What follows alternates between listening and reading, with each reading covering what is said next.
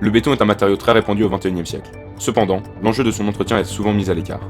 Ceci pose des risques majeurs, notamment l'effondrement potentiel de structures, comme les ponts en Italie, ou encore une forte pollution liée à la production continue du béton. Nous pouvons donc nous demander comment préserver une infrastructure en béton et ralentir, voire arrêter sa dégradation.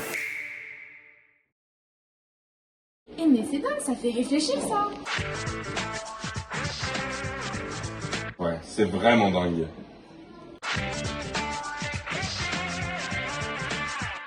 Non mais attends, tu penses que notre école va s'effondrer? Elle est presque entièrement faite en béton. Ah, quand même pas. C'est du solide. Et si, regarde là, un crack. Regarde dans les maths. Non, là, un crack. Ouais, mais on voit rien du tout ton truc. Mais comment tu veux faire? Bon, on va gérer comme d'habitude. Je sais pas. Il faudrait trouver quelque chose qui change de couleur quand il y a les fissures, parce que là on les voit pas du tout. J'ai la solution. Et c'est quoi ça? Et j'en ai entendu parler, ce sont des cristaux liquides. Laissez-moi vous expliquer. Les cristaux liquides sont un état particulier de la matière. Ils se situent entre le solide cristallin et le liquide isotrope. Il existe plusieurs types de cristaux liquides et nous on va s'intéresser aux cristaux liquides nématiques chiro dits cholestériques. Mais qu'est-ce que tu veux dire, Carla? Ce sont des cristaux avec une structure moléculaire organisée en hélice. Chaque chaque ligne correspond à une molécule orientée dans un certain sens. Le pas de l'hélice correspond quant à lui à la distance entre deux molécules orientées dans le même sens.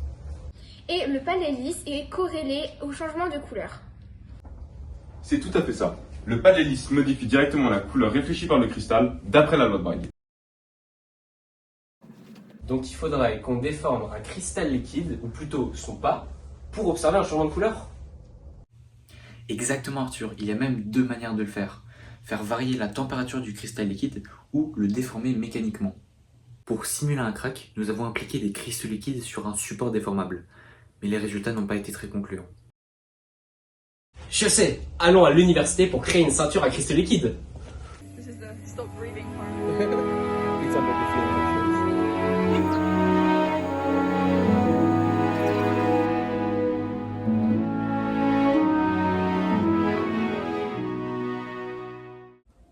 Bon bah, on commence les mesures, hein. Vas-y. Attends, mais c'est pas précis du tout là. Mais qu'est-ce que tu racontes? Qu'est-ce que tu proposes d'autre? Ok, moi je propose un système mécanisé avec des moteurs. Le principe est très simple. Nous attachons un bout de la ceinture sur cette partie stable et l'autre bout sur la partie déplaçable. Le rail va ensuite bouger, ce qui va évidemment étirer la ceinture.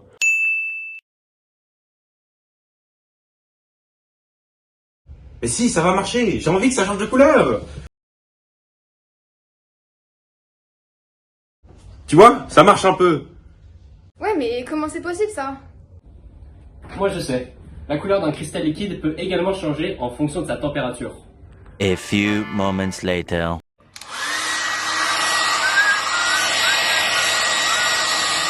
Arthur, mais qu'est-ce que tu fais? On n'est pas là pour s'amuser. Oui, mais je... Bouge, vas-y, on va s'occuper de chauffer les cristaux liquides, nous.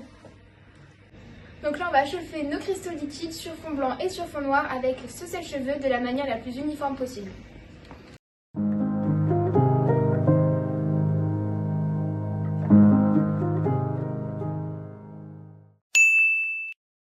C'est sympa ça, tu m'as proposé une solution en cristal, mais nous on veut une solution en béton.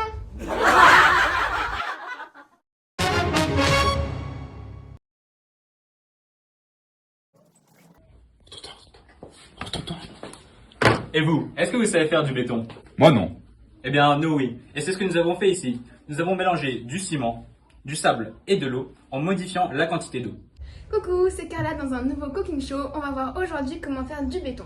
Après plusieurs expérimentations, on est arrivé à la conclusion qu'il nous faut 60 g de mortier pour 15 ml d'eau.